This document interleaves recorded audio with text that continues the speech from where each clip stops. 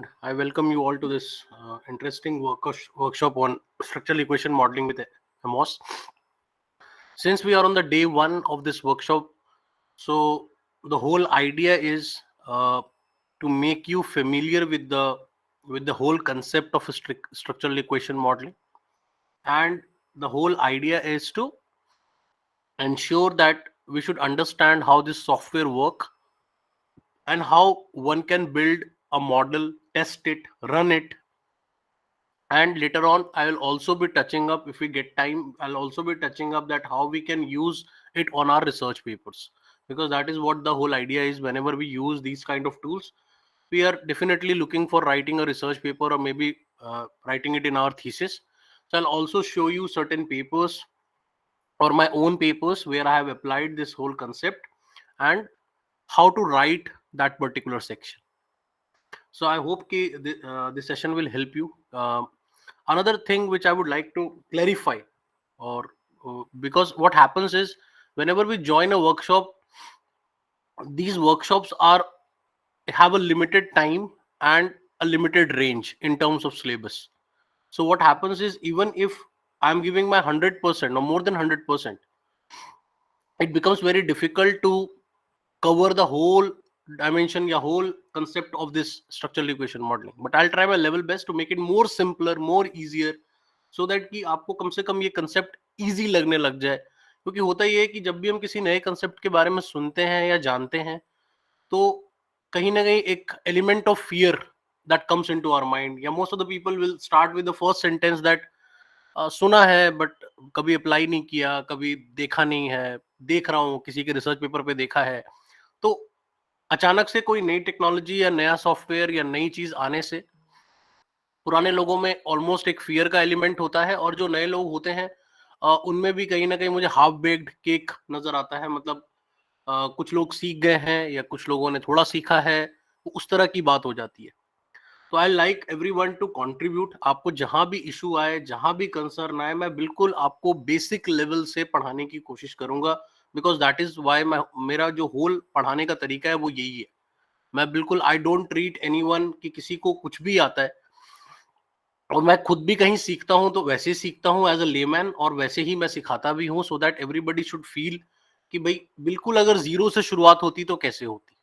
And that is why on day one आज के इस सेशन में हमने दो ऐसे टूल्स को रखा है, regression and exploratory factor analysis, जो बेस बनाते हैं सेम का. तो we could have easily started from SEM. मुझे अभी भी याद है when we first time talk to doctor Meenakshi, this was the first thing which came to our mind कि अगर किसी को ये दो टूल्स ही नहीं आते होंगे तो obviously they will not be able to connect with the whole software और the whole concept of same. So before we get into the same part, हम आज के दो सेशंस में will try to cover the regression part and the factor analysis part. I hope कि आप मेरी बात के साथ कनेक्ट कर पा रहे हैं, आप समझ पा रहे हैं मेरी बात को. अगर यहाँ पे कोई कंसर्न है तो आप प्लीज मुझे बताएं.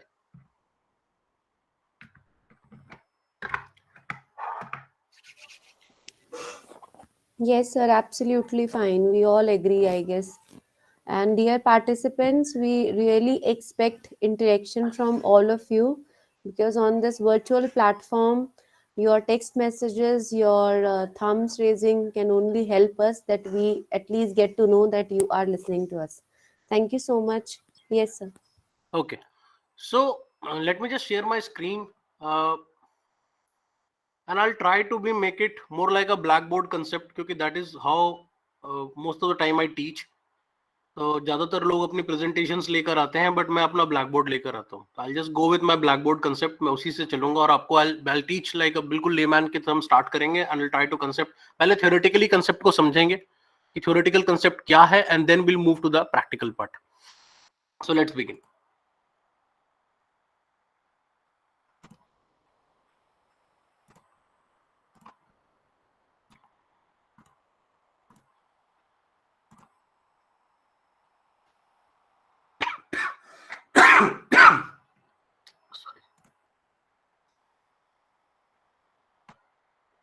Okay.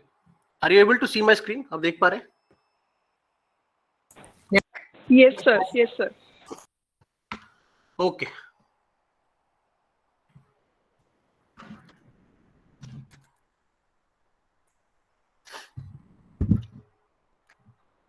So we'll start with the concept of regression.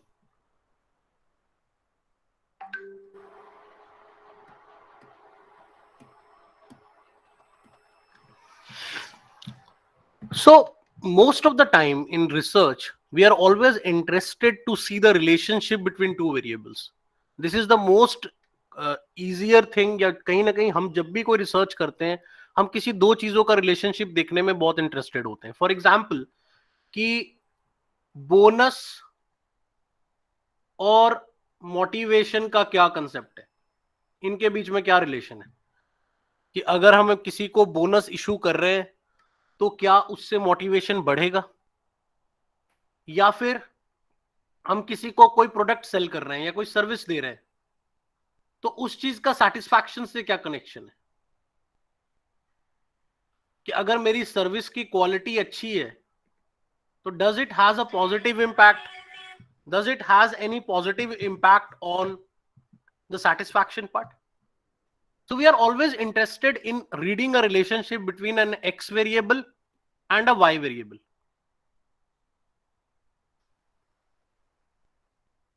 आप इसको किसी भी कंटेक्स्ट में कर सकते हो, किसी भी फील्ड में कर सकते हो, बिकॉज रिलेशनशिप को चेक करना एक कॉमन एक्सरसाइज है और हम मोस्ट ऑफ द टाइम करते हैं. फॉर एग्जाम्पल मैं यही चेक करना चाहता हूं कि does age has any correlationship with wait.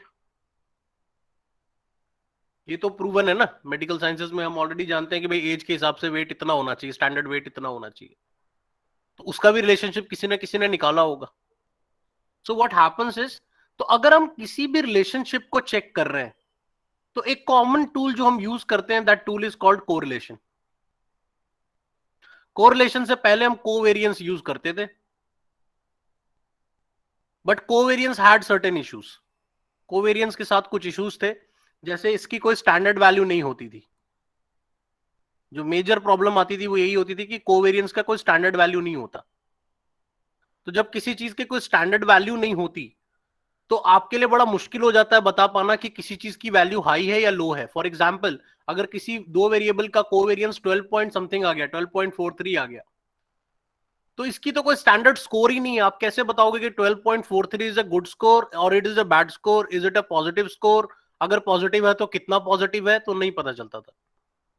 So then Karl Pearson ने पियर्सन कोरिलेशन कोफिशिएंट को बेसिकली लेकर आया, और वो क्या था, कुछ भी नहीं था, कोवेरियंस को ही स्टैंडर्ड डेविएशन से डिवाइड किया गया.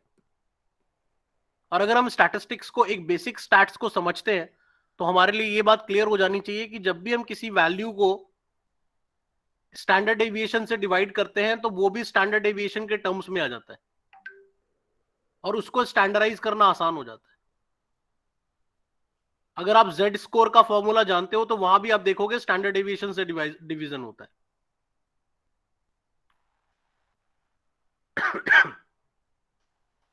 So that is the reason why we shifted from covariance to correlation. हम covariance से correlation की तरफ बढ़ गए, जहां पर उन्होंने क्लियरली कह दिया if the value lies from -1 to +1, अगर इस रेंज में वैल्यू है तो या तो पॉजिटिव कोरिलेशन होगा या निगेटिव होगा या जीरो होगा.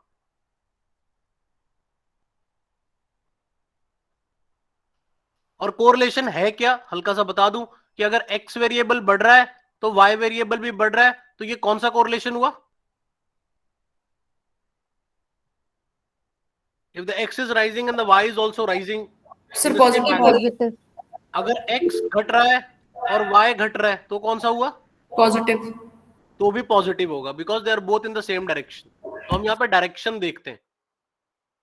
बट अगर x बढ़ रहा है और y घट रहा है, now this becomes negative. So that is the reason why. और अगर कई सिचुएशन में ऐसा भी हो सकता है कि x चाहे बढ़ रहा है चाहे घट रहा है, y पे कोई इफेक्ट नहीं पड़ रहा या y में बहुत मार्जिनल चेंज आ रहा है. तो इस तरीके से हमने रिलेशनशिप की शुरुआत की कि that how we can test a relationship between an x variable and a y variable with a y variable. So after that जो नेक्स्ट चीज हमारे लिए इंपॉर्टेंट थी कि अब कोरिलेशन में इशू क्या था, what was the concern with correlation, जिसकी वजह से हमें आगे बढ़ना पड़ा टुवर्ड्स द रिग्रेशन पार्ट.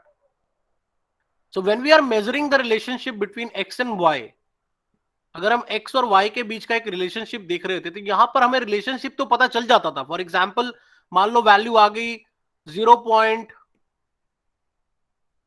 एक second.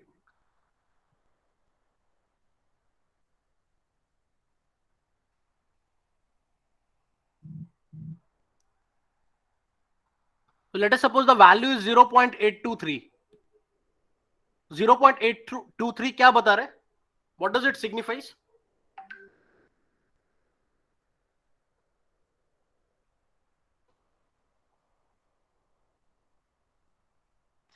It's a positive, high positive correlation. It's a high positive correlation because the value is above 0.7 and that too on a positive side. But the bigger question lies over here is, does x leads to y or whether y leads to x? क्या x की वजह से y होता है या y की वजह से x होता है? ये हमें क्लियरली पता नहीं चलता in the context of correlation. For example, हम किसी दो चीजों का रिलेशनशिप देख रहे हैं जहां पर कि हम ये एक्सपेक्ट कर रहे हैं कि सैटिस्फैक्शन अगर होता है तो वहां से लॉयल्टी निकल कर आती है. Look at this relationship, that if we are satisfied with our organisation, will be committed, we'll have organizational commitment, we have loyalty towards the organization. That is what the theoretical literature says. But if you look at this relationship on the opposite side also, that also seems to be true, that if we are loyal to the organization, we feel satisfied. दोनों relationship true लगता है या नहीं लगता दोनों side से?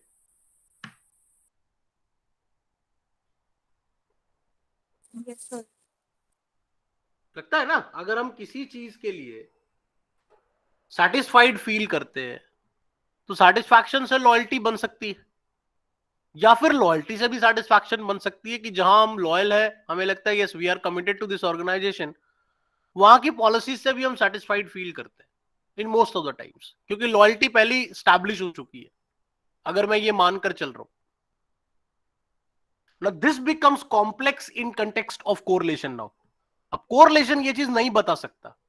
वो इन दोनों का रिलेशनशिप तो बता देगा कि they are positively correlated, they are highly positively correlated, but it will not explain whether satisfaction leads to loyalty or whether loyalty leads to satisfaction.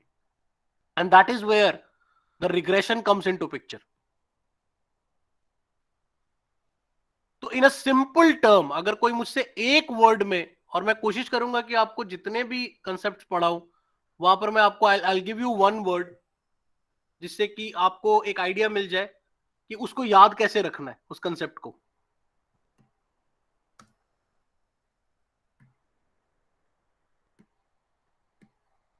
सो अगर हम एक वर्ड में रिग्रेशन को समझने की कोशिश करें तो that word is called prediction. Since we are interested in doing any kind of prediction, prediction means any change in x variable, either in a positive side, either on the negative side, what will be the effect on the y variable, or any change in the y variable, either positive or negative, what will be the effect on the x variable. Now this is what the whole objective of regression is. अब words पे ध्यान दो. हम पहले जो word use कर रहे थे, that word was called relationship. We were saying whether x is related to y और not related to y. That is what the whole idea of correlation was. But now the word has changed and now we are talking about whether x causes y or whether y causes x. Whether x has an effect on y or whether y has an effect on x. So the two words which are being used over here is cause and effect.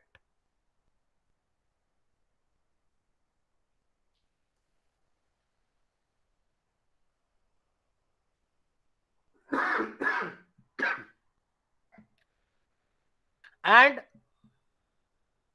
the whole purpose of regression here is, in a single word, is prediction. So when we are interested in predicting something, then we use regression. यहां तक कोई doubt है तो please पूछें. If you have any doubts, is it clear? आप समझ पा रहे हैं कि how we have moved from covariance to correlation to regression? ये क्लियर हुआ? Yes sir. बिकॉज ये कंसेप्ट इसलिए इंपॉर्टेंट होंगे क्योंकि जब हम आगे बढ़ेंगे, when will move towards the same part, आप समझ पाओगे कि जिस चीज को अभी हम स्टैटिस्टिकली देख रहे हैं, हम कल उसको एक मॉडल फॉर्म में देखेंगे. But the statistics remains the same. Yes, sorry sir, covariance आप एक बार फिर से एक्सप्लेन कर देंगे प्लीज? कोवेरियंस वही था ma'am. It was just like when we started, जब हमने स्टार्ट किया था एक्स और वाई का रिलेशनशिप देखने के लिए, तो we started with the formula of covariance. हम कोवेरियंस निकालते थे उस टाइम पे. But the issue with the covariance was that it doesn't had any standardised cut off. अब अगर किसी चीज की, आप ये देखो, हम जब बीपी को मेजर करते हैं, when we measure the blood pressure, we know the standard value, right? We know that it needs to be on, क्या होता है, 120/80 होता है, I guess. That is what the high BP is. Yes sir. Yes sir. तो 120/80, तो you know the standard value ना. तो whenever you compare your blood pressure, for example my blood pressure comes to 131 divided by 99, तो I know that it is on the higher side. Yes or no? मुझे पता चल जाता है कि मेरा बीपी हाई है, या अगर किसी का कम हो रहा होगा, इस वैल्यू से नीचे जाएगा, तो उसको समझ में आ जाएगा कि उसका लो है. Because there is a standard value to compare it, which was not there in the context of covariance. Covariance के context में ये चीज नहीं अवेलेबल थी. उसका कोई स्टैंडर्ड कट ऑफ नहीं होता था. वहां पर सिर्फ हम ये देखते थे कि वैल्यू पॉजिटिव में आई कि वैल्यू नेगेटिव में आई. अगर वैल्यू पॉजिटिव में आई तो लिख दिया पॉजिटिव रिलेशनशिप है, अगर वैल्यू नेगेटिव में आई तो लिख दिया नेगेटिव कोरिलेशन है.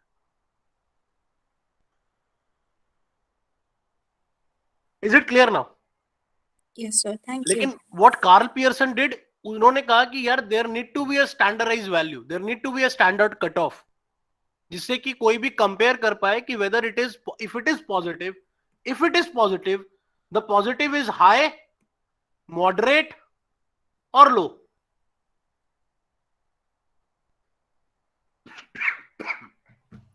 तो जब अब आप कोरिलेशन निकालते हो तो कोरिलेशन के कट ऑफ्स क्लियर है. If the value lies from 0.1 to 0.4, it becomes low correlation, low positive. If the value lies between 0.5, 0.4 to 0.7, it becomes moderate.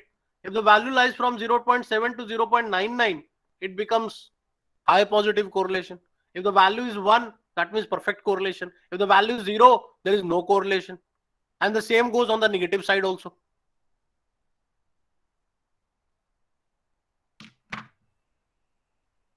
Any doubt in this?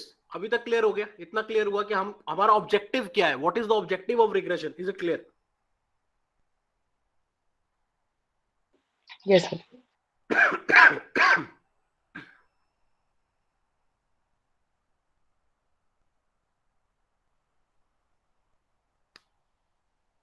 Okay.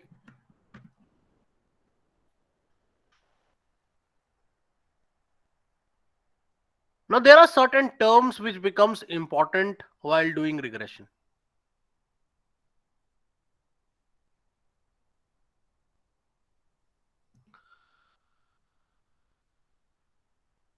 For example, there are two variables. अब graph को समझेंगे, इस graph से आपको काफी idea मिल जाएगा.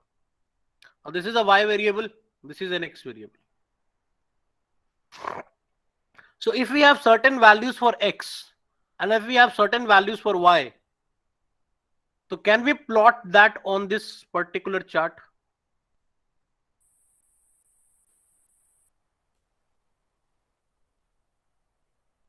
अगर हमारे पास x की कुछ वैल्यूज हैं और हमारे पास y की कुछ वैल्यूज हैं, तो हम उसको एक ग्राफ पे ड्रॉ कर सकते हैं ना? कर सकते हैं कि नहीं कर सकते? Yes sir. ठीक है. तो रिग्रेशन अब क्या करेगा? अब अगर मुझे रिग्रेशन को यूज करना है तो रिग्रेशन क्या करता है?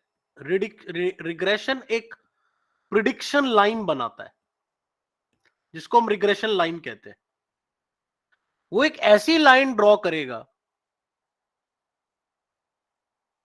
ध्यान से समझेंगे इस वाले कंसेप्ट को जो भी मैं बताने लगा, वो एक ऐसी लाइन ड्रॉ करेगा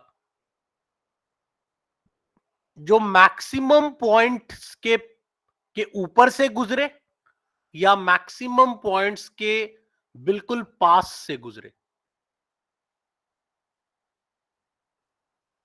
अब अगर मेरे पॉइंट्स इस साइड पे लाई करते हैं तो रिग्रेशन लाइन ऐसे बन जाएगा, मेरे पॉइंट्स अगर इस साइड पे लाई करते हैं तो रिग्रेशन लाइन इस तरह से बन जाएगा, या फिर जैसे मैंने पहले बनाया था वैसे बन जाएगा।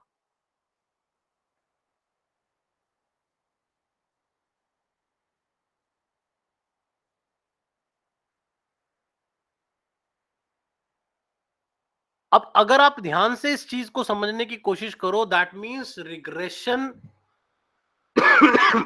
Based on the existing values we have, जो हमारी एग्जिस्टिंग वैल्यूज हमारे पास है एक्स और वाई की, उन वैल्यूज को ध्यान में रखते हुए एक प्रिडिक्शन लाइन ड्रॉ करता है which either crosses from the points और it crosses to the close to the points. जितना क्लोज वो ड्रॉ कर सकता होगा उतना क्लोज ड्रॉ कर देगा। क्या ये वाला पॉइंट क्लियर हुआ? बट यहां पर एक क्वेश्चन आना चाहिए जो आप मुझसे पूछ नहीं रहे, मेरे दिमाग में तो आ गया है वो क्वेश्चन। अगर आप ग्राफ को ध्यान से देखो, वहां पर एक क्वेश्चन दिख रहा है मुझे, आपको वो क्वेश्चन पूछना चाहिए मुझसे।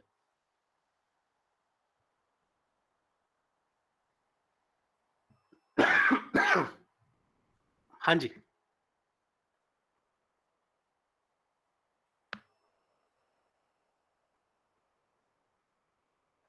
क्या कोई क्वेश्चन यहां पर आपके दिमाग में आ रहा है with respect to the graph?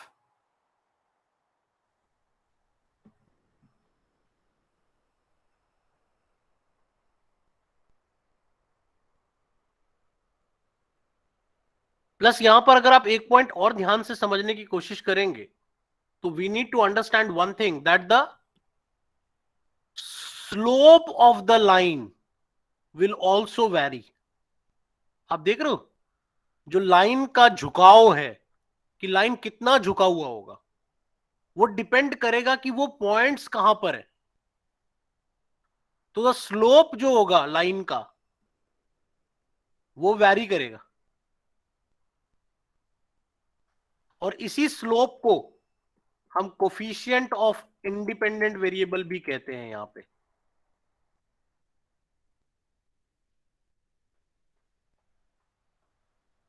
Any doubt on this?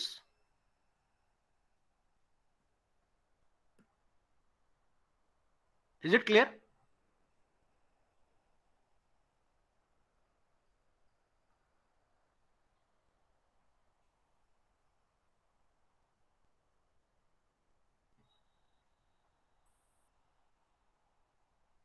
हाँ जी, इज इट क्लियर? यहां तक क्लियर है? कोई डाउट है? So it's called coefficient of. Coefficient of independent variable, दो वेरिएबल है ना हमारे पास, एक एक्स हाँ एक जी, वाई हाँ है, तो ऑब्वियसली एक इंडिपेंडेंट होगा एक डिपेंडेंट होगा। हाँ जी, ठीक है। और मोस्टली हम क्या ले रहे हैं, हम y एक डिपेंडेंट वेरिएबल ले रहे हैं, y is a dependent variable, x is an independent variable. तो जो हमारा स्लोप होगा वो कोफिशिएंट ऑफ x होगा।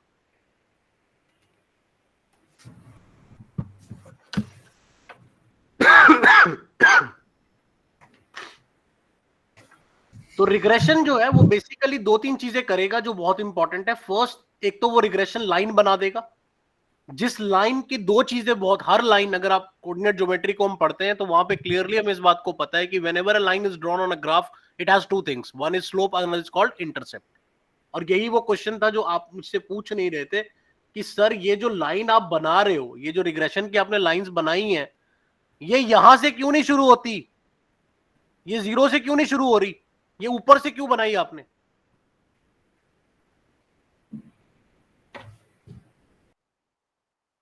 बता सकते हैं क्यों?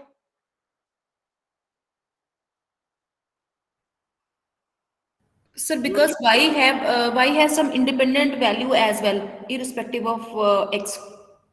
बिकॉज, हाँ कुछ हद तक सही है, बिल्कुल कुछ हद तक सही है। बिकॉज जब आप रिग्रेशन के इक्वेशन को देखते हो, क्योंकि रिग्रेशन की लाइन है तो लाइन का एक इक्वेशन होता है, तो equation is equal to y is equal to a plus B X. तो when the y is a plus B X, तो x तो इंडिपेंडेंट वेरिएबल है, y हमारा डिपेंडेंट वेरिएबल है. b मैंने आपको अभी जस्ट बताया कि b क्या है. b is a coefficient of independent variable. इसका मतलब वो स्लोप है. तो अब क्या बच गया? a बच गया. अब अगर आप 1 मिनट के लिए इमेजिन करो कि x की वैल्यू 0 हो जाती है, अगर x की वैल्यू 0 हो जाती है तो इक्वेशन क्या बनेगा? Y is equal to A. तो क्या y 0 हो गया? No. इसका मतलब y की कुछ वैल्यू रहेगी या नहीं रहेगी? y की कुछ वैल्यू रहेगी, and that is this a is called intercept. It's a constant value. ये कांस्टेंट वैल्यू है जो हमेशा रहेगा. और इसी वजह से ये लाइन जो मैंने यहां पे ड्रॉ की थी, that line is not starting from 0, it is starting from a point. And this line यहां पे जो मैंने डार्क किया है, this is called your intercept.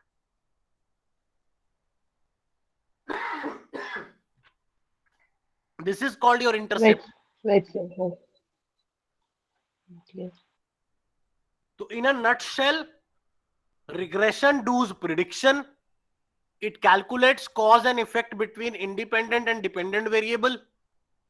It will create a line which is called as regression line. Every line has two things. One is called intercept, other is called slope. And based on that line, it will have an equation. And the standard of the equation is y is equals to a plus bx, where y is dependent variable, x is independent variable, a is your intercept and b is your slope. और यही वो equation है, जब हम इस equation की values निकाल लेंगे तो for any value of x we'll be able to calculate an value for y. Simple.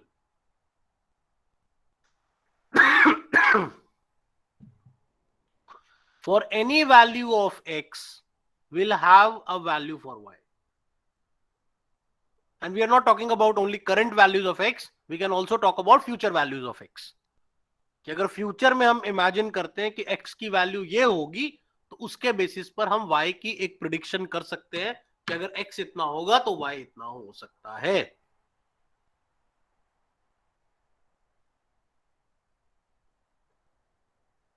Is it clear?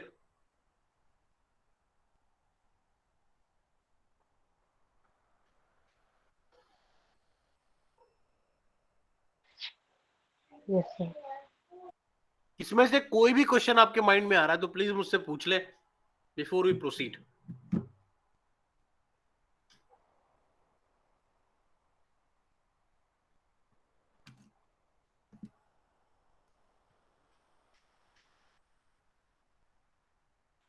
Sir ये इक्वेशन एक बार आप प्लीज और इलैबोरेट कर दीजिए. मैं जो दोबारा बना regression देता हूँ, equation दोबारा है. बना देता हूँ. रिग्रेशन का एक स्टैंडर्ड इक्वेशन होता है जिसको हम निकालते हैं, जिसकी वैल्यूज को हम निकालते हैं, which is called as y is equals to a plus B X, where y is the dependent variable, x is the independent variable. Slope मैंने आपको अभी जस्ट बताया है कि स्लोप क्या है. दैट इज द लाइन जो किसी भी स्लोप पर हो सकती है depending upon the values on the chart, and that is the coefficient of x. और जो x है that is this one, that is your intercept part. और इंटरसेप्ट का मतलब ही यही है कि इट्स अ कांस्टेंट वैल्यू. ये कांस्टेंट वैल्यू होगी, क्योंकि अगर x की वैल्यू 0 भी हो जाती है तो y 0 नहीं होगा. y will have a value of intercept. y का इंटरसेप्ट की वैल्यू जरूर होगी y पे.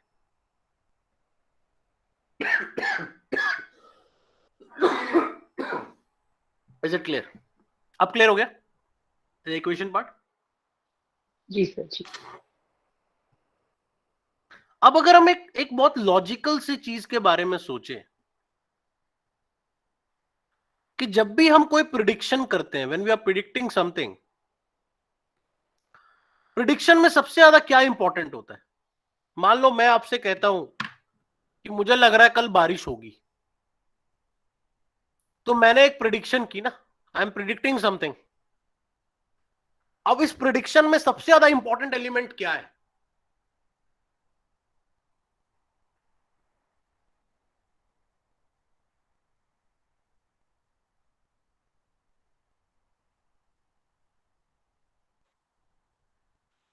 Accuracy. Accuracy, very good. किसी भी प्रिडिक्शन में अगर ट्रस्ट जनरेट कराना है तो एक्यूरेसी बहुत मैटर करती है। आप खुद सोचो, एक मिनट के लिए इमेजिन करो, you are going for a vacation to a new place, आपको वहां के वेदर के बारे में नहीं पता, you went on to the Google, you search on the Google weather कि what would be the weather like over there. Google ने आपको वहां के मिनिमम टेम्परेचर मैक्सिमम टेम्परेचर का एक प्रिडिक्शन बता दिया for the next 7 days। Now you know the range and based on the range आप अपनी पैकिंग भी उसी हिसाब से करोगे। अगर वहां पे आ रहा है कि भाई 5 डिग्री टेम्परेचर होगा, 60 डिग्री टेम्परेचर होगा, तो आपको पता है there is a chances of high, वहां पे काफी ठंड हो सकती है, काफी कोल्ड हो सकता है। तो that is the reason why आप अपनी पैकिंग उसी हिसाब से वेरी करोगे। अब आप खुद सोचो, अगर गूगल कह रहा है भाई 5 डिग्री टेम्परेचर होगा, आप वहां जाओगे तो 7 हो सकता है, 8 हो सकता है, 9 हो सकता है, 10 हो सकता है, बहुत बहुत तो रेंज बन सकती है कि भाई नीचे 2 का रेंज होगा, ऊपर 12 तक का रेंज ले लेते हैं। बट अगर आप वहां जाओ और एक्सपेक्ट करो वहां 25 डिग्री टेम्परेचर है, तो आप क्या फील करोगे?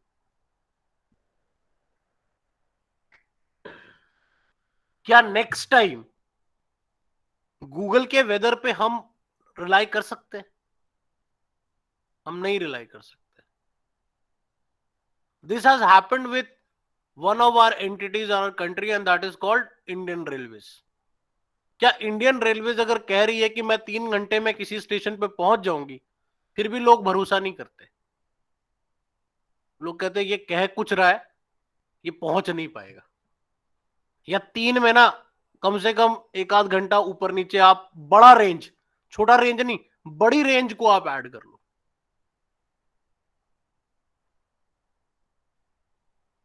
सो that is the reason why based on any accuracy जो है, जब प्रिडिक्शन का जो एक्यूरेसी है वो एक बहुत बड़ा गेम चेंजर है, बहुत इंपॉर्टेंट चीज बन जाती है।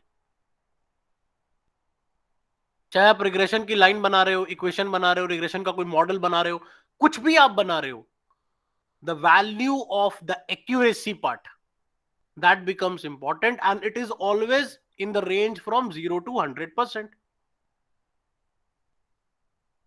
एक्यूरेसी तो परसेंटेज में ही आएगी ना, कितना परसेंट एक्यूरेट है? 30%, 40%, 50%, 60%, 90%। हम कितनी एक्यूरेसी से आप कह सकते हो? जैसे मैंने कहा था कि कल बारिश होगी, तो आपने मुझसे पूछा कि सर क्यों, कितना परसेंट आपको लग रहा है कि कल बारिश होगी, और मैं कहता हूं मुझे तो लग रहा है यार 90% चांसेस है कल। तो जब मेरे एक्यूरेसी लेवल इतना हाई दिया है तो वो एक सीरियस बात बन जाती है। अगर मेरी पुरानी प्रोडिक्शंस भी कुछ सही हुई हैं, और अगर मैं कह रहा हूं कि नहीं यार 30 to 50% चांस ही लग रहे हैं, that means the accuracy level is not so high. तो when you are predicting something on regression also, आप रिग्रेशन में भी एक प्रिडिक्शन कर रहे हो ना, तो जब आप रिग्रेशन में भी एक प्रिडिक्शन कर रहे हो तो वहां पर भी हमें एक्यूरेसी लेवल्स निकालने पड़ेंगे, और इस एक्यूरेसी लेवल को हम निकालते हैं from the concept of coefficient of determination, which is also called as R square.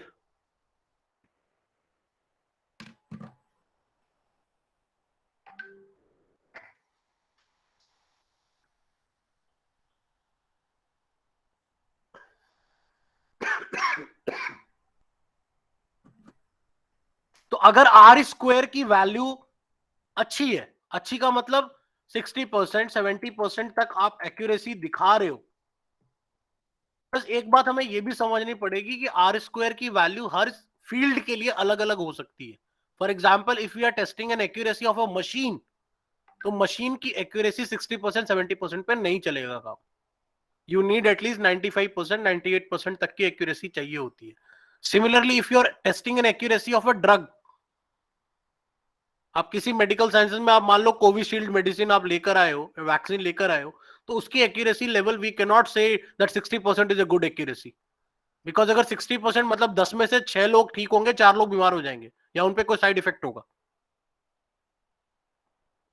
तो we need an higher accuracy in medical sciences,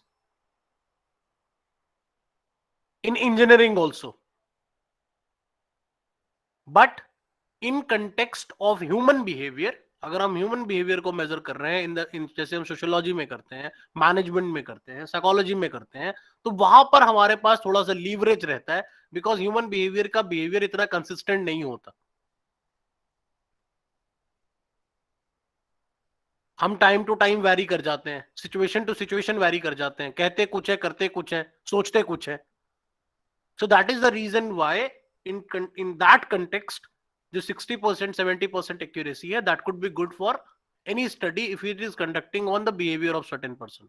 किसी की पर्सनालिटी निकाल रहे हैं, किसी का मोटिवेशन निकाल रहे हैं, स्ट्रेस लेवल निकाल रहे हैं, एंग्जाइटी लेवल निकाल रहे हैं, दिस इमोशनल इंटेलिजेंस निकाल रहे हैं. दीज थिंग्स कैन वेरी, ये वेरी कर सकती हैं situation to situation, time to time, person to person, and that is the reason why accuracy level can come down to 60% 70%. Even in certain studies 50% पे भी आपको एक्यूरेसी देखने को मिलती है. इज दिस ऑल जो भी हमने सब बात की, ये समझ में आ गया, क्लियर हो गया कि हमारे लिए आर स्क्वायर क्यों इंपॉर्टेंट है? और जब भी हम रिग्रेशन निकालेंगे, will always keep an eye on R square. We'll always keep an eye on coefficient of determination, because that is what tell us the accuracy level of any particular model. Prediction जो हो रहा है, हम जब कह रहे हैं कि x is predicting y, तो कितने लेवल तक कर पा रहा है, कितनी एक्यूरेसी से कर पा रहा है, वो आपको आर स्क्वायर बताएगा.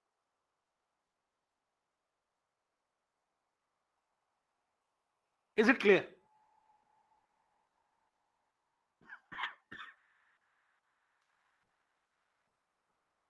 Any doubts, any question?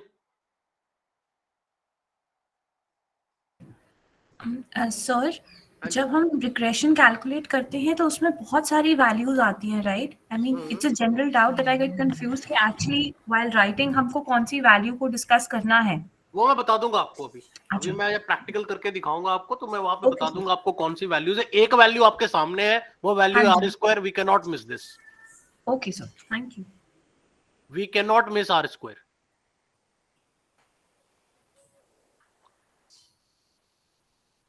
तो अब तक हमने जितनी बात की, right from the objective of regression to the regression line to the equation to the R square coefficient of determination, is the concepts are clear. Because when we go on the practical part, आप समझ पाओ कि जो भी चीज निकल कर आ रही है वो क्या निकल कर आ रहा है. यहां तक क्लियर है? Is it clear? सर ये इंटरसेप्ट नेगेटिव भी हो सकता है क्या? इंटरसेप्ट सर मोस्टली पॉजिटिव होता है, वैसे नेगेटिव भी हो सकता है एट सर्टेन केसेस. जी जी, thank you sir.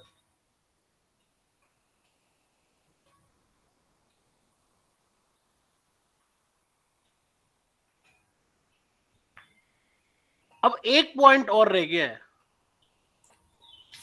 And that is called the beta values.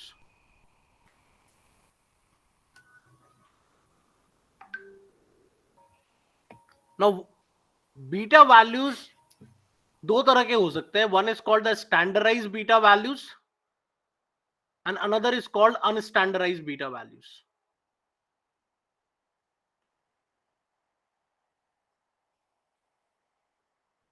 Mostly जब हम आउटपुट को देखते हैं तो we always consider the standardised beta values.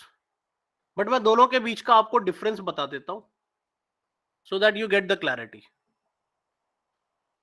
Standardise unit based होता है, अनस्टैंडर्डाइज का कोई यूनिट नहीं. प्लस अनस्टैंडर्डाइज फिर क्या कहीं इस्तेमाल होता है? पहला क्वेश्चन ये आ जाता है. यस. ये कहां इस्तेमाल होता है? जब आप रिलेटिव इंपॉर्टेंस देख रहे होते हो, तो वहां पर आप अनस्टैंडर्डाइज को यूज करते हो. बट होता यह है कि सिंस स्टैंडर्डाइज भी साथ में कैलकुलेट होकर आ जाता है, तो most of the time we report standardise also and we note down standardise values only of the beta values. For example, अब रिलेटिव इंपॉर्टेंस का मैं एग्जाम्पल आपको अभी दे देता हूं, आपको उससे क्लैरिटी मिल जाएगी. There is a dependent variable called as y, but there are three independent variable x, z and a. So there are three independent variable, one dependent variable. So what will happen? क्या सबका equal importance होगा, equal effect होगा on y? Obviously that's not true. हो सकता है z का ज्यादा हो, a का उसके बाद हो, x का लास्ट में हो. तो आप रिलेटिव इंपॉर्टेंस तो देख रहे हो ना कि z ज्यादा है, a ज्यादा है या x ज्यादा है. Now this will come from unstandardised beta values.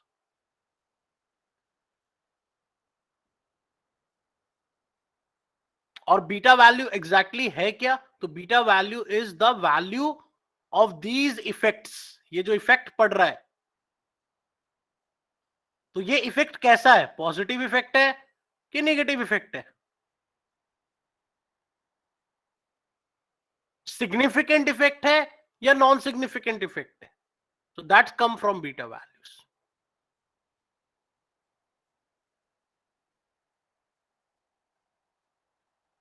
Is the beta values clear?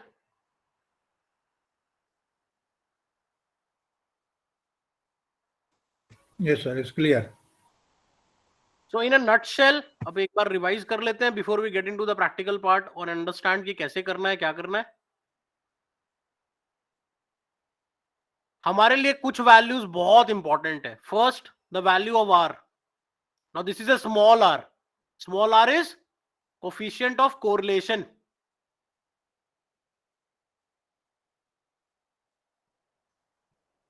Then the another value which becomes very important is the value of r square.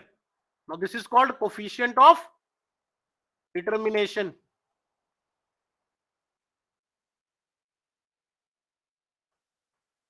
And the third thing which becomes most important is the beta value, the standardized one, because ये आपका effect बताता है. And the fourth thing is putting all these values in the equation, that is y is equals to a plus bx.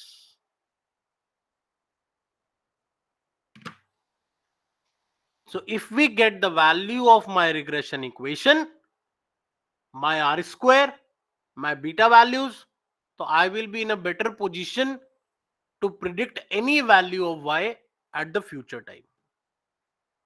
For a future value of x, simple, not on a future time. कोई भी future value of x को लेकर मैं निकाल सकता हूं.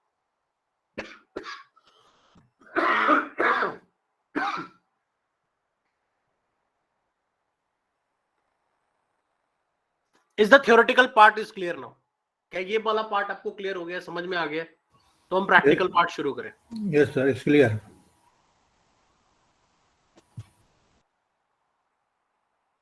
Okay.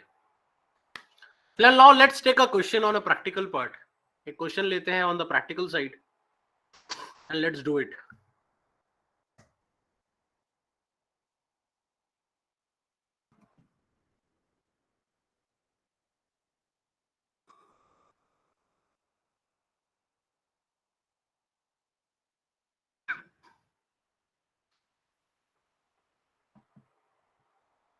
तब तक अगर कोई भी डाउट है तो आप पूछ ले. मैं एक सेकंड बस स्क्रीन रोक रहा हूं, मैं फिर आपके साथ शेयर करता हूं. Let me just find that file. तब तक अगर कोई भी थ्योरेटिकल डाउट है तो प्लीज पूछ ले, because now we will get into the practical part जहां पर मैं आपको बताऊंगा कि इसको कैसे यूज करना है. सर कोएफिशिएंट ऑफ कोरिलेशन और बीटा में क्या डिफरेंस है? Data in the sense standardised या अनस्टैंडर्डाइज्ड बीटा है और कोएफिशिएंट ऑफ कोरिलेशन इन बहुत डिफरेंस है. रिग्रेशन वेट है वो. बीटा क्या होता है? Beta is regression weight. There is a difference between. Correlation तो सिर्फ रिलेशनशिप बता रहा है कि एक्स और वाई के बीच का क्या रिलेशन है, इफेक्ट थोड़ी बता रहा है. Beta is the effect size. So we can say beta tells the quantum of the effect.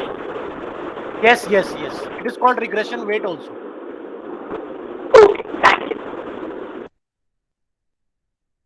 Yes.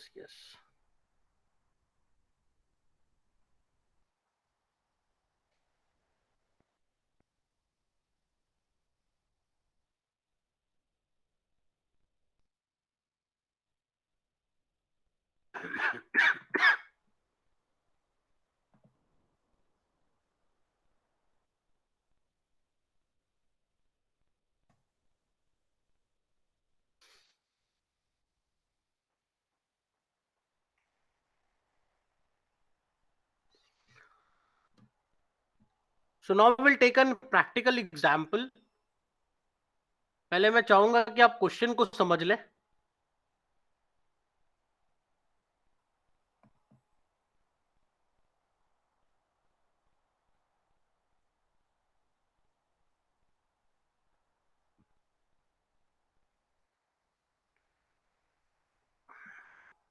Okay.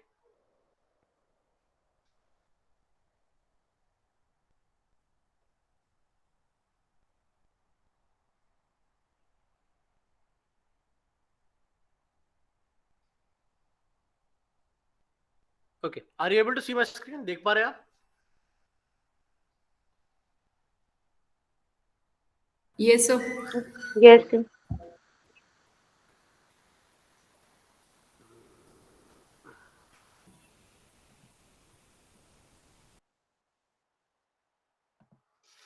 Okay. So what we are doing is we are taking two variables. हम एक दो variable का simple regression run करेंगे जो कि बहुत ही simplified है. We are taking, if we are taking one variable as population and another variable as sales. अब यहाँ पे जो कंसेप्ट हमें समझना है उसको मैं समझा देता हूँ कि हो क्या रहा है.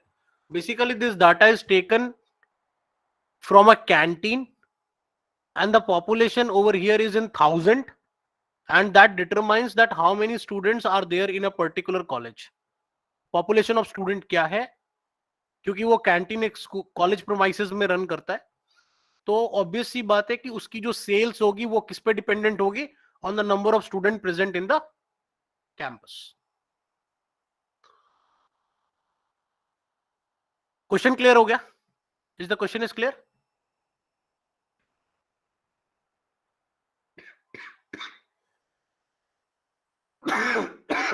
Is the question is clear? Yes, sir.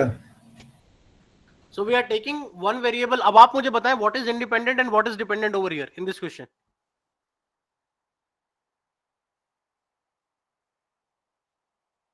The college strength is an independent variable and the sales are dependent variables. Very good. So the college strength or the population is an independent variable, whereas the sales is a dependent variable.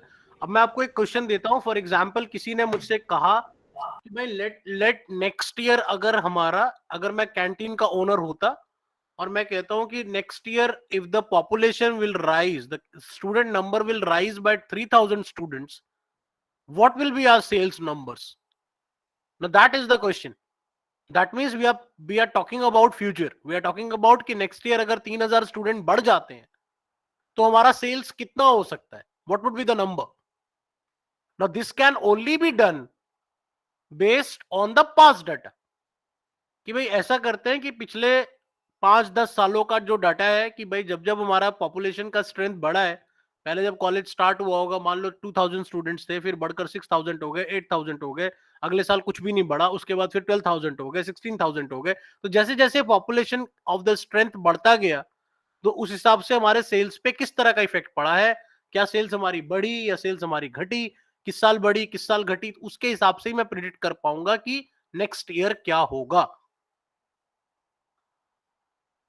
तो यहां पर मैं आपको एक बात clear करता हूं कि whenever you are conducting a research, जब भी आप कोई रिसर्च कर रहे हो और वहां पर आपके माइंड में ये वर्ड्स आ रहे हैं, मतलब कि अगर इफेक्ट इस चीज का इस पे क्या इफेक्ट होगा, ये चीज इसको प्रिडिक्ट कर रहा है या नहीं कर रहा, वेदर दिस कॉजेज दिस और नॉट, अगर इस तरह के वर्ड्स आपके दिमाग में आ रहे हैं, that means you have to conduct regression.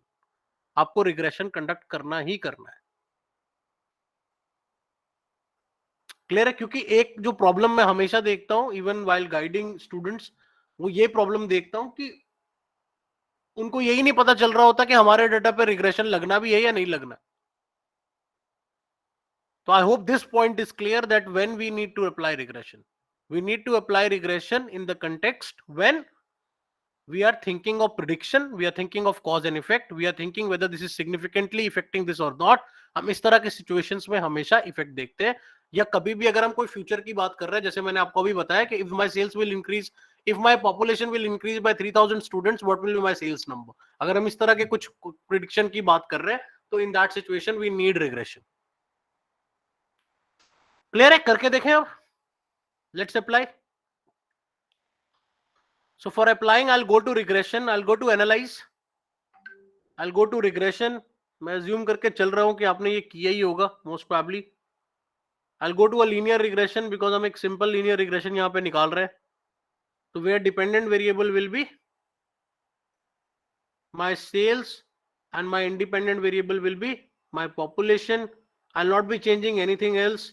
I'll just click on OK and let's see what happens.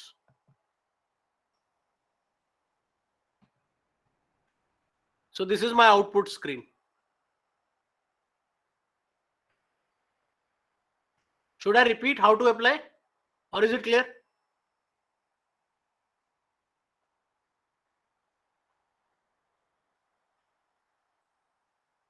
Steps clear ho gaye? If you're noting down the step, I'll just repeat it again.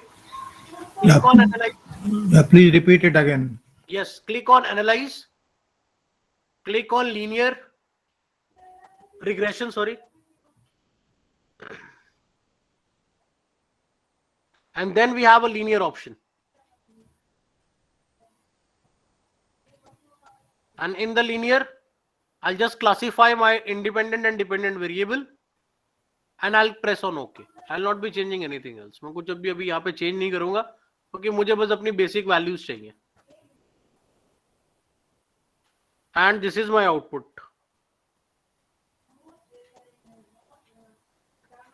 अब उस question पे आते हैं जो अभी किसी ने पहले मुझसे पूछा था कि sir when we get tables, अब आप यहाँ पे देखोगे बहुत सारे टेबल्स आए, 3 तो आ ही गए, तो मुझे कौन कौन सी वैल्यूज देखनी है और मुझे कौन कौन सी वैल्यूज को रिपोर्ट करना है.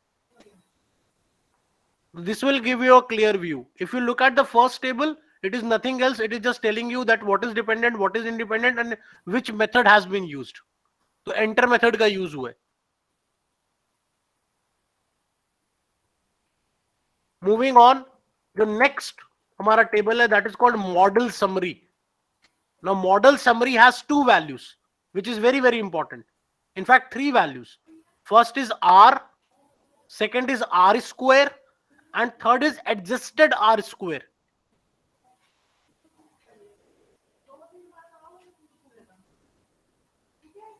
I hope the R is clear. R तो clear है ना? R क्या होता है?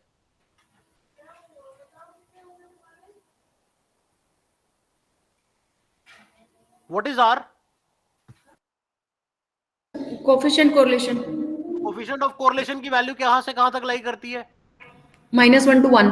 तो -1 to 1. तो यहां पर हमारी R की वैल्यू क्या आ रही है? 0.950. तो what kind of relationship we are seeing? High plus positive. High plus positive. तो correlation तो clear है. अब उसके बाद जो नेक्स्ट वैल्यू आ रही है वो ऑलरेडी हमने थ्योरी में पढ़ा हुआ है, अभी जस्ट पढ़ा था आर स्क्वायर. आर स्क्वायर क्या बताता है? What is R square? It tells you the It tells the slope. No Coefficient of determination. होता क्या है, ये बताता क्या है? What is R square? क्या बताता है? अभी जस्ट मैंने बताया था आपको. Accuracy. एक्यूरेसी. और मैंने आपसे क्या कहा था? It has to come in percentages. But यहां परसेंटेज में तो आया नहीं. वैल्यू क्या आ रही है? 0.903. Let us just convert it into percentage. तो अगर मैं इसको परसेंटेज में कन्वर्ट करूंगा तो what will be the value? 90.3.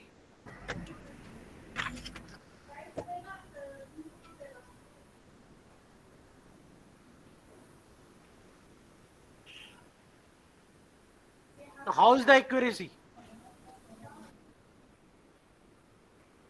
Very high.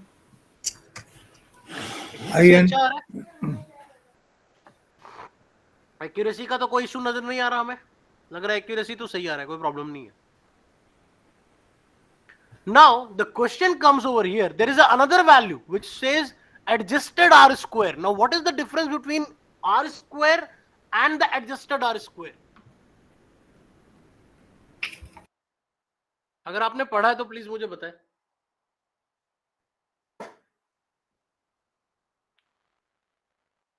What is the difference?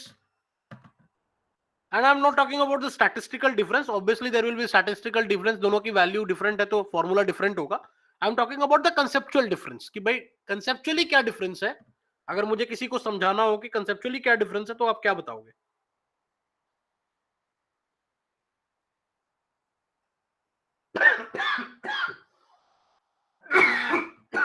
हाँ जी, conceptually क्या difference है?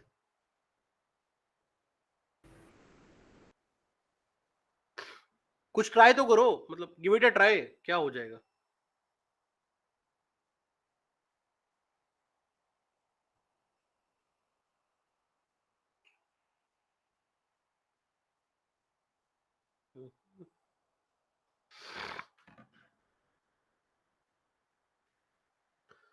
So let me explain you.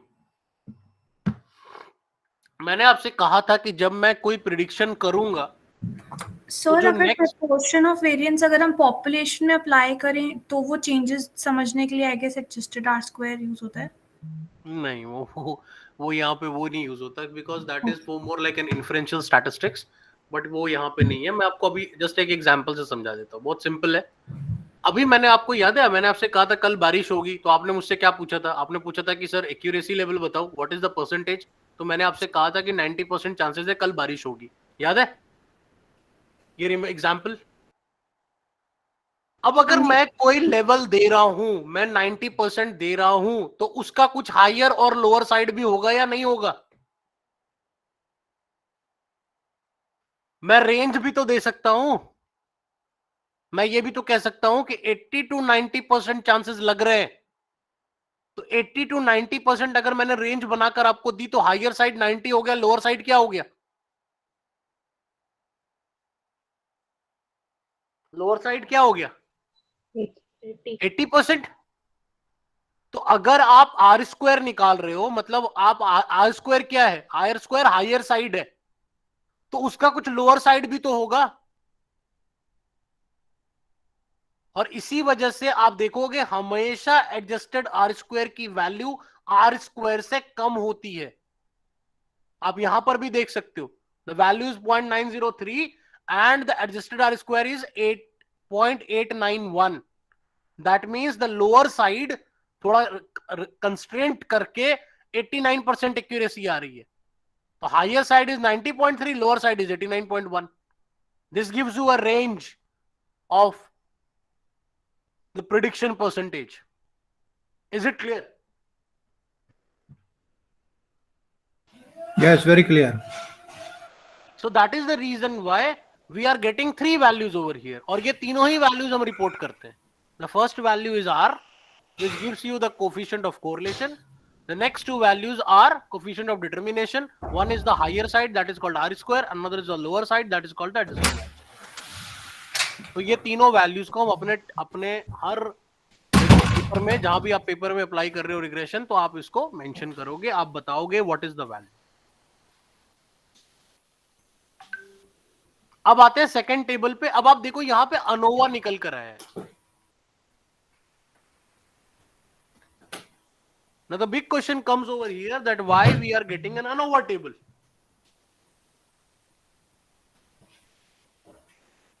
And before we get to this ANOVA part, एक बारी पहले जो हमने पढ़ा हुआ है उसको देख लेते हैं. नीचे वाले पे आ जाते हैं, फिर ANOVA में वापस आ जाएंगे. नीचे वाले टेबल पे आपको कांस्टेंट की वैल्यू दिख रही है. देखो आप, look at in the standardized section. Standardize section में, अनस्टैंडर्डाइज सेक्शन में आपको बी के नीचे, बीटा के नीचे कांस्टेंट की वैल्यू दिख रही है. What is the value?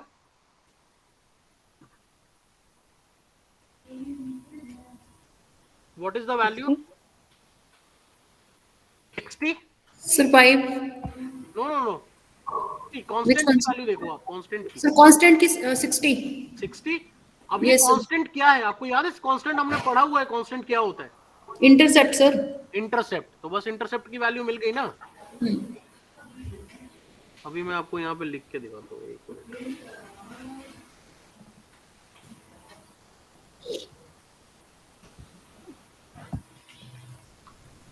So look at this.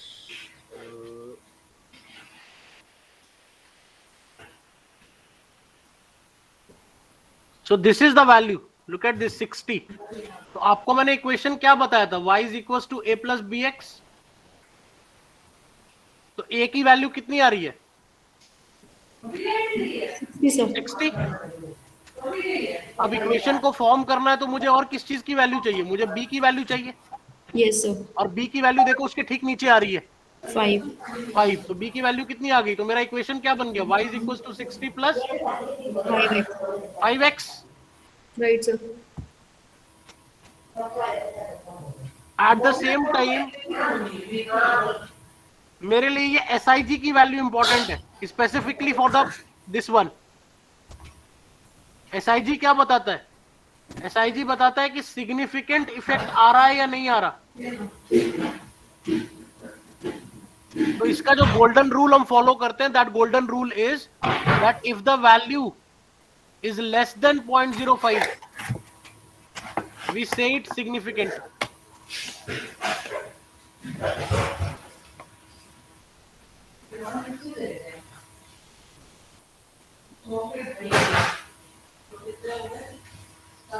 तो यहां पे सिग्निफिकेंट आ रहा है या नहीं आ रहा?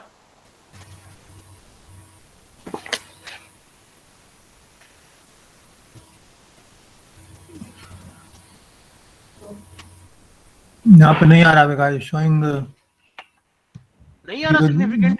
0.000 वैल्यू showing. है It is significant. 0.00, It is significant even at 0.01. It is significant at even 0.01। तो अब जितनी भी चीजें हमें चाहिए थी वो सब हमें मिल गई हैं। हमें अपना इक्वेशन मिल गया है, y is equal to 60 plus x 5x। हमें अपने r स्क्वायर की वैल्यू मिल गई है, दैट इज 0.903। हमारी r की वैल्यू भी आ गई है 0.950, और हमारी SIG की वैल्यू भी आ गई है 0.00, which clearly says that independent variable is significantly affected dependent variable.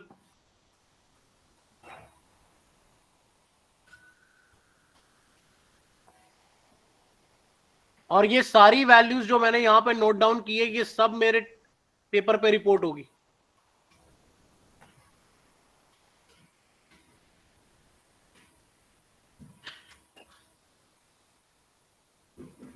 अब आप खुद सोचो, ये जो मेरे पास इक्वेशन आ गया है, अब अगर मैं ये कहता हूं नेक्स्ट ईयर मेरा पॉपुलेशन जो है वो 3000 से बढ़ जाएगा, तो मान लीजिए लास्ट ईयर मेरा 29,000 था, तो अब 3000 बढ़ गया तो 32,000 हो जाएगा। तो if I put a value over 32 over here, y is equal to 60 into 5 into 32, मेरे को y की वैल्यू मिलेगी या नहीं मिलेगी? Yes, sir. तो जो मेरा पर्पस ऑफ रिग्रेशन था वो पूरा हो गया। I have an equation and I can calculate. उस इक्वेशन को यूज करके मैं जब चाहूं तब उसको कैलकुलेट कर सकता हूं।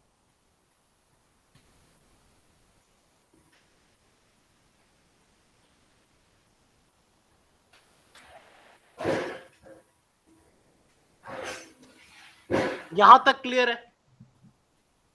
क्लियर है। अब इसमें सिर्फ एक क्वेश्चन रह गया, एंड दैट क्वेश्चन वाज कि ANOVA table. अनोवा का टेबल क्यों आया है। Let's come down to that now. Sir जो आपने वैल्यू इससे पहले आपने समझाया था, वैल्यूज जहाँ पे हमने डाली इक्वेशन में, वो मैं थोड़ा हाँ। कंफ्यूज हो रही हूँ। कहां पर बताओ। इससे पहले जो आपने समझाया इक्वेशन में हम वैल्यूज पुट कर रहे थे कांस्टेंट एंड पॉपुलेशन की, r is equals to sorry y is equals to a plus bx, उसमें क्या कंफ्यूजन है बताओ। एक्चुअली यहाँ से वैल्यूज कहाँ कैसे होती हैं उसमें? बस ये रही, ये देखो, ये वैल्यू हमारे सामने तो पड़ी है, देखो कांस्टेंट की वैल्यू ये रही। तो कांस्टेंट हमारा 60 है, देखो दिख तो रहा है सामने। और ये देखो ये पॉपुलेशन है, पॉपुलेशन की वैल्यू 5 है, तो कोफिशिएंट b जो हो गया वो 5 हो गया, तो इक्वेशन बन गया। ये टेबल ही तो दे रहा है हमें सब कुछ निकाल के।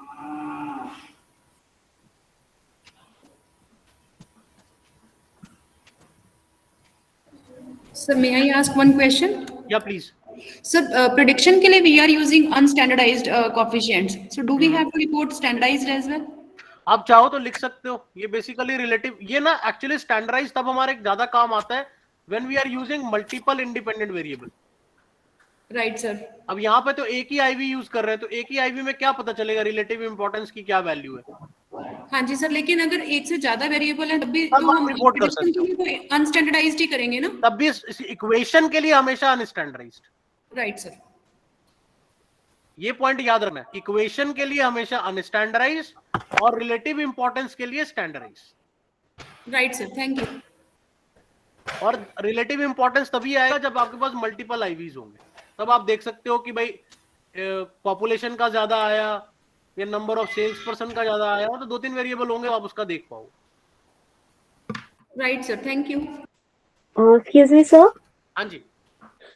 Sir, is it only when there are multiple independent variables, only then we have to report standardized coefficients? Otherwise, Obviously, always we because have that to. makes sense in that situation only, because even if you write 0.950, so it doesn't express anything.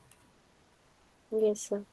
Yes. We need something to compare ना, अगर हम comparison कर रहे हैं तो कुछ comparison के लिए कोई और वैल्यू भी तो होनी चाहिए ना। ठीक है. Sir, I have another doubt. Can I ask? Yeah, please. Sir, in model summary table, we have adjusted R square, which you just explained. Sometimes the value we get is negative. What does that imply? Is that the model which we have applied is wrong? Negative वैसे are square की value तो negative नहीं आती। आनी नहीं चाहिए sir, कई बार वो अगर गलत हो मॉडल तो आ जाती है, वही मैं पूछना चाहती थी कि उसका क्या तो मतलब उसमें है? फिर ये भी नेगेटिव होगा, ये आर भी आपका पुअर होगा ये। ठीक है. और अगर ऐसा हो रहा है इसका मतलब कि जो मॉडल आप बना रहे हो वो सही नहीं बन रहा, सिंपल। ठीक है. ठीक है. मतलब IV is not predicting DV, ये क्वेश्चन हो नहीं रहा। ठीक है sir, thank you. Any other question? Sir, I have a question, if you permit. या Sir, while applying regression, I had just read on that it is applicable to the data which is normal. Yes, How do we find out that, I mean, with the intent of dependent and independent, if we are proceeding, then how do we, I mean, ultimately, if the normality is not found, then what will I just give you an example. उसका test होता है, मैं बता देता हूँ आपको। Before generally हम exploring assumptions को यहाँ पे कवर नहीं कर रहे, अदरवाइज नहीं तो जो जहाँ पर भी हम एक्सप्लोरिंग एजम्पशंस को कवर करते हैं वो वहां पर हम एजम्पशंस को भी कवर करते हैं। एक बहुत सिंपल सा नॉर्मैलिटी क्या है? नॉर्मैलिटी इज कि आपका डाटा जो है वो प्रॉपरली डिस्ट्रीब्यूटेड है या नहीं है, is it forming a bell shape curve और नॉट। तो इस चीज को टेस्ट करने के लिए एसपीएसएस में we have test like Shapiro Wilk. आप डाटा पे शेपिरो-विल्क लगा के देख सकते हो, या फिर another test which is called as KS test, जिसको हम कहते हैं कोंग्लोमरोव-स्मिर्नोव टेस्ट। तो ये दोनों ही टेस्ट आप लगा के देख सकते हो on your data before you apply regression. ये दोनों टेस्ट लगाए जा सकते हैं। Okay, sir, thank you. और वैसे भी अगर आप नॉर्मैलिटी को अगर आप टेस्ट कर रहे हो ना किसी भी डाटा के ऊपर, तो आप उसके हिस्टोग्राम्स प्लॉट कर सकते हो, नॉर्मल कर्व प्लॉट कर सकते हो। तो ऐसे बहुत सारे लाइक ऑब्जर्वेशन मेथड्स भी हैं and there are certain statistical methods also. तो दोनों मैंने आपको बता दिए। So if you are applying, आप मैं यहीं पे आपको दिखा भी सकता हूँ, यहाँ पे जाओगे ना इनटू फॉर्मेट में, अगर आप जाते हो, फॉर्मेट कहता हूँ इसमें, एक मिनट।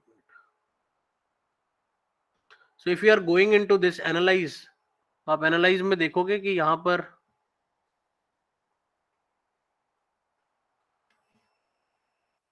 एक्सप्लोर का ऑप्शन आता है, और एक्सप्लोर में अगर आप प्लॉट्स में जाओगे ना, तो प्लॉट्स में ये देखो नॉर्मैलिटी प्लॉट्स आते हैं विद टेस्ट। ये देखो, ये ऑप्शन आ रहा है, ये देखो। तो जब भी आप डाटा पे नॉर्मैलिटी प्लॉट्स विद टेस्ट बनाओगे तो वो PPP plot, QQ plot draw कर देता है, साथ में ये दोनों टेस्ट निकल कर आ जाते हैं जो मैंने आपको अभी जस्ट बताया, which is called Shapiro Wilk and KS test. तो दोनों के टेस्ट को आप अप्लाई करके आप देख सकते हो कि आपकी नॉर्मैलिटी आ रही है या नहीं आ रही। Is it clear now? Thank you, sir. Any other doubt before we come to that ANOVA part? Sir, may I ask one question? हाँ जी, आप मैडम 3-4 पूछिए। नहीं सर, बस एक ही पूछना था sir. What is the minimum acceptable value of R square in social sciences? ना सोशल साइंसेज में जनरली वी एक्सपेक्ट एटलीस्ट 60%, कम से कम 60 तो आ जाए। बट इन सर्टेन केसेस जब लिटरेचर में हम देखते हैं कि भाई किसी ने 50 पे भी गेम बना दी है, 45 पे भी बना दी है, तो हम लिटरेचर के सपोर्ट से चलते हैं। Right sir. लेकिन 60 से ऊपर कम से कम आ जाए तो we are on the safer side. And it also depends upon the sample size, number of variables taken, ऐसी बहुत सारी चीजों से इस पर फर्क पड़ जाता है। ट्रू सर, थैंक क्योंकि यू। मैं आपको ना अभी एक एग्जांपल देता हूँ। फॉर एग्जांपल, आप 1 मिनट के लिए इमेजिन करो कि मेरे पास 3 आईवी है। ये वाला एग्जांपल अगर आप समझ जाओगे तो आपको ये बात क्लियर हो जाएगी। मान लो 3 आईवी है, one is called A, one is called B, another is C. और एक बी वेरिएबल है जिस पर हम इफेक्ट देख रहे हैं, तो ऐसी पॉसिबिलिटी भी तो हो सकती है कि ए बी से कनेक्टेड हो जाए। मल्टीकोलिनियरिटी। हाँ, मल्टीकोलिनियरिटी जिसको हम कहते हैं, ऑटो कोरिलेशन आ जाए इनके बीच में। तो जब ये प्रॉब्लम आ जाएगी तो फिर क्या होगा, आर स्क्वायर पुअर हो जाएगा, VIF वैल्यू बढ़ जाएगी सर। VIF की वैल्यू बढ़ जाएगी, टॉलरेंस की वैल्यू बढ़ जाएगी। तो कहने का मतलब ये है कि whenever we are applying regression we need to be very sure कि हम इसमें जो इसके कुछ assumptions होते हैं, जैसे नॉर्मेलिटी हो गया, रेसिडुअल एनालिसिस हो गया, थोड़ा सा इसका जो अभी आपको मैंने बताया मल्टीकोलिनियरिटी की वैल्यूज हो गई, उसको भी थोड़ा ध्यान रखें, specifically when we have large number of variables. Right sir.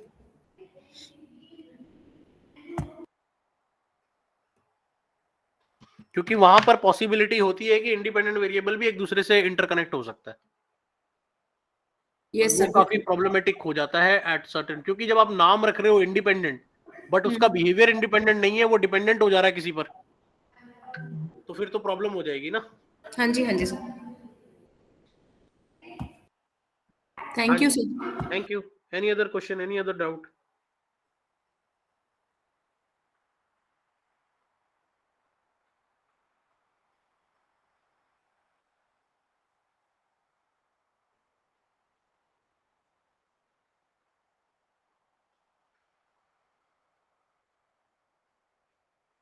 Clear है? यहां तक क्लियर है? कोई डाउट तो नहीं?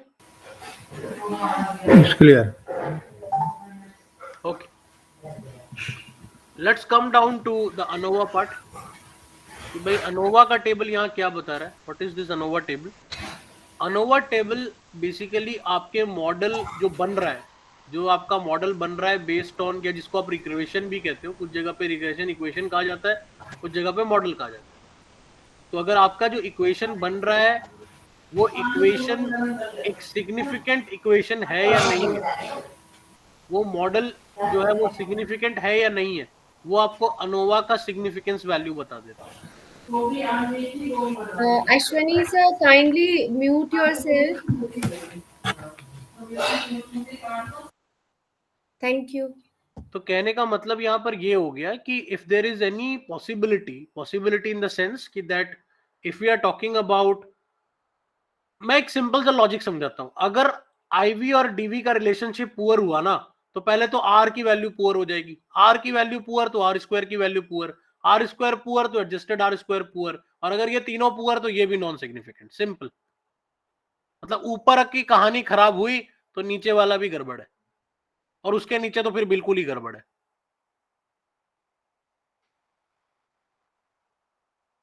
तो अगर हमारा ये टेबल सही निकल जाता है, मतलब एक अच्छी प्रेडिक्टेबिलिटी बनकर आ रही है, तो मोस्ट प्रोबेबली आप अनोवा भी सिग्निफिकेंट ही देखोगे।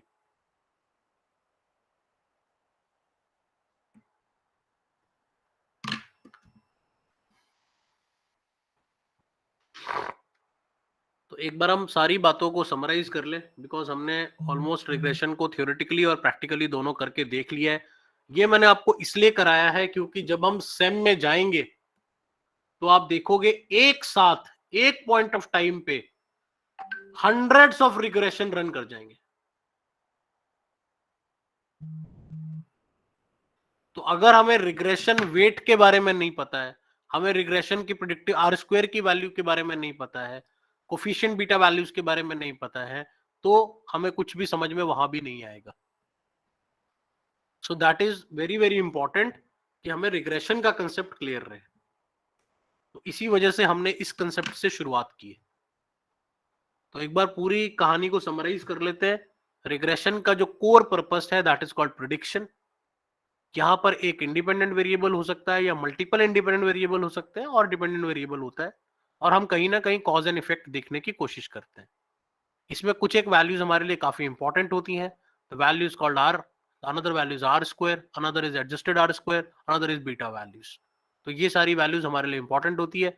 रिग्रेशन एक इक्वेशन बनाता है या एक लाइन बनाता है, जो लाइन बेसिकली ये बताती है कि उसका स्लोप कैसा है, उसका इंटरसेप्ट कैसा है।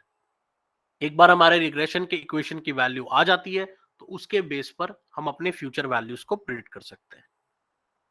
अगर इसके बाद अब कोई कंफ्यूजन है तो आप मुझसे पूछ लें। मेरे हिसाब से हमने फर्स्ट सेशन की सारी बातें कर ली है। Yes, very clear.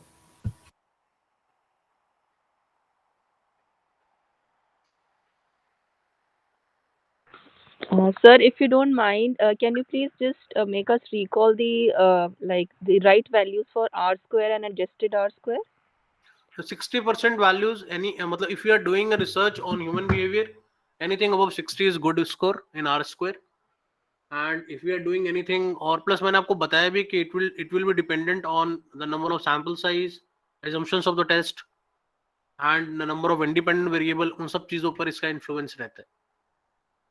तो that is the reason why एक स्टैंडर्ड वैल्यू को बताना थोड़ा मुश्किल है, बट जैसा हेयर की बुक बताती है, मैंने आपको उसके हिसाब से बताया कि for human behaviour any value above 60 to 70% is good. Okay, sir. Okay. Thank you, sir. But हम लिटरेचर को देखते हुए चलते हैं, मतलब if you are going through literature तो हमें वहां पर दिख जाता है कि भाई बाकी लोगों ने किस पर रिपोर्ट किया है, what is the R square over in their papers. तो वहां से हमें एक आइडिया मिल जाता है कि ओके अगर ओवरऑल प्रेडिक्टेबिलिटी रेट इज 35%, 30% का चल रहा है, तो वहां पर अगर आपका भी 40% आ रहा है, 42 आ रहा है, तो एक अच्छा ही कहा जाएगा, उसको बुरा नहीं कहा जाएगा. Right, sir. Thank you, sir. Sir, can you just please repeat this particular table, coefficient table, how we are going to write about it in our paper, or we don't need to we will just write the equation in our paper. Okay.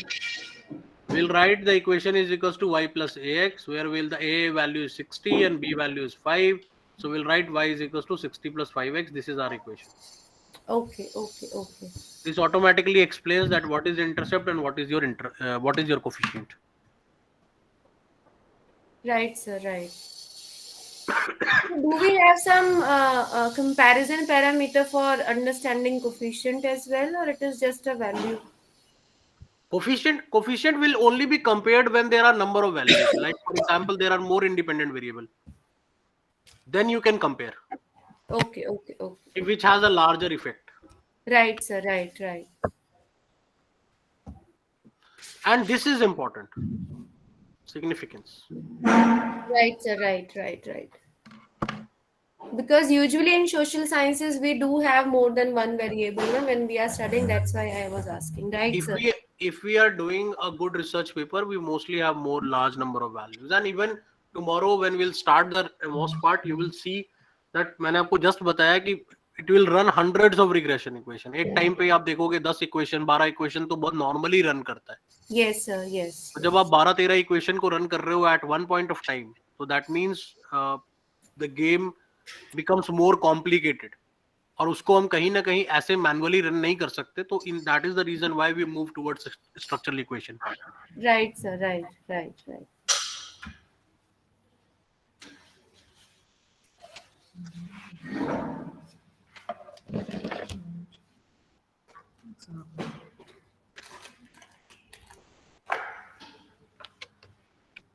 हाँ जी, any other issue concern, कोई doubt है तो please पूछ लें from this part, because in the next session we'll be taking up the another tool which is called as exploratory factor analysis.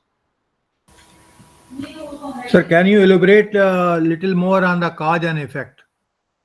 Sir, cause and effect means that when we are talking about that same example, when we're talking about that satisfaction loyalty part, so what happens is it becomes very difficult to determine that whether satisfaction is causing the loyalty or whether loyalty is causing the satisfaction. जैसे for example आप देखो, we have our kids with us. अब मैं कहूं कि मैं अपने बच्चे से ज्यादा प्यार करता हूं या मेरा बच्चा मुझसे ज्यादा प्यार करता है, it's very difficult to determine. So mostly what happens that whether x is causing y or whether y is causing x, ये दोनों possibilities हो सकती है. And since यहाँ पर चूंकि हमने जो अभी कैलकुलेट किया है, यहाँ पर हमने प्री डिटरमिन कर लिया था what is x and what is y. हमने पहले ही कह दिया था sales is your dependent variable and the population your independent variable. This was predetermined. But in models, when we'll draw models, you will see it is very difficult to determine what is causing what. कई बार ये बड़ा मुश्किल हो जाता है बता पाना कि किस चीज की वजह से क्या हो रहा है. Because when we are taking, let us suppose we are taking 10 variables, हमने कोई 10 वेरिएबल ले रखे हैं, अब उन सबका इफेक्ट देख रहे हैं एक साथ, तो हो सकता है कि इनके आपस का भी कुछ कनेक्शन निकल आए, ये दोनों कंबाइन होकर कुछ इफेक्ट डाल रहे हो।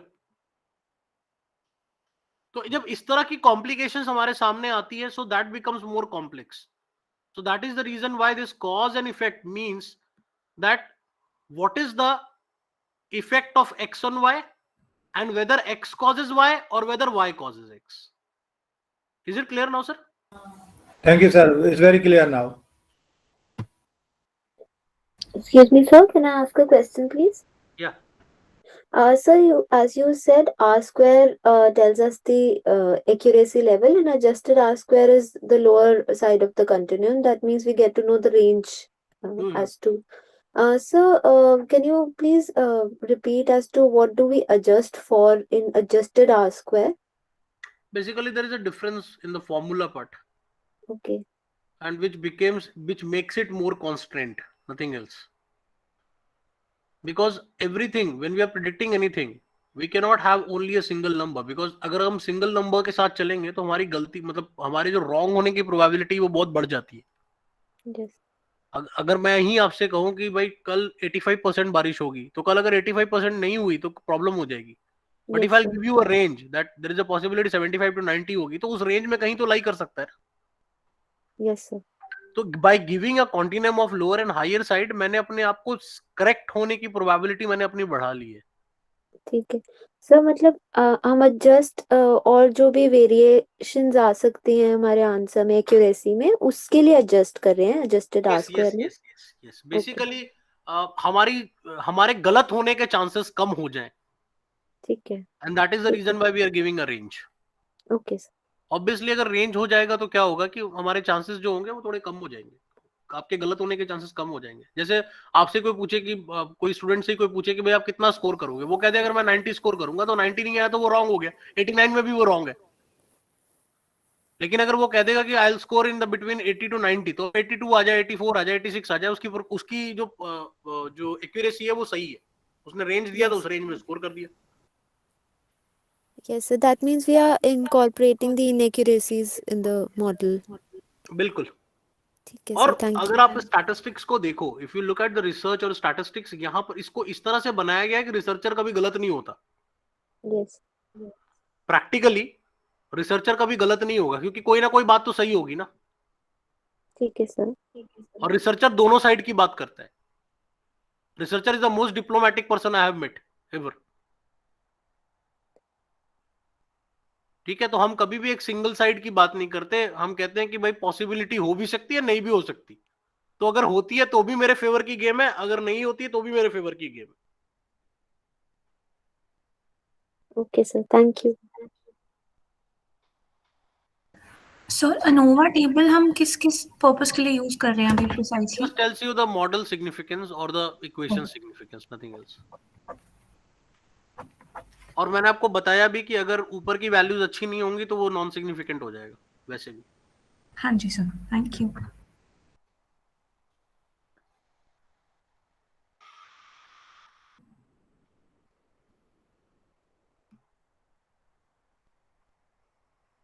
तो इज इट क्लियर? क्लियर है ये पूरा सेशन? आई होप कि आपको समझ में आ गया है इंटीग्रेशन क्या है, कैसे. Yes, sir. It's very clear.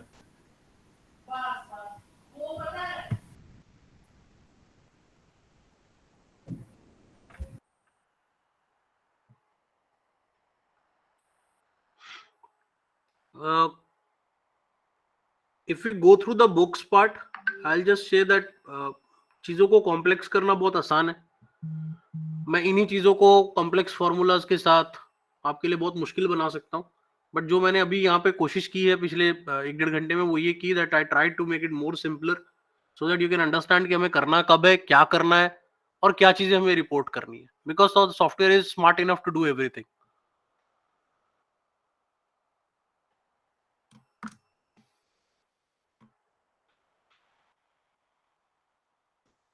So I think we have come to an end of the first session today, sir. Dear participants, we are going to join back at 12 noon then. Is it fine, Amit sir, now? We can take Yes, a break? ma'am. I have no issues. Most probably. Yeah. Okay, dear participants, you may leave now. We will see you on 12. Thank you. Thank you, sir. Thank you will join back. अभी तो लंबा सफर है, अभी तो शुरुआत ही हुई है।